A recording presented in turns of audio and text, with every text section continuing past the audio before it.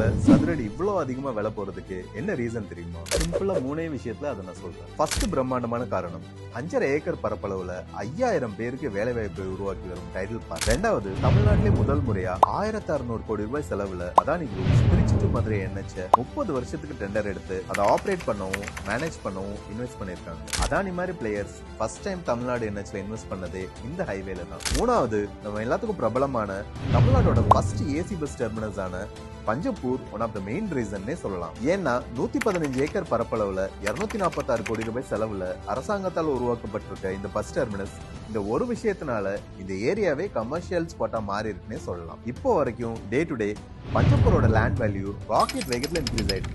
இப்படிப்பட்ட டெவலப்மெண்ட்ஸோட இருக்கக்கூடிய நம்ம பஞ்சப்பூர் பக்கத்துல இல்லைங்க, பஞ்சப்பூர்ல இடம் வாங்கலாம். கமெண்ட்ல பிரஸ்டீஜ்னு போடுங்க, நான் ஃபுல் டீடைல் ஷேர் பண்ணுவேன்.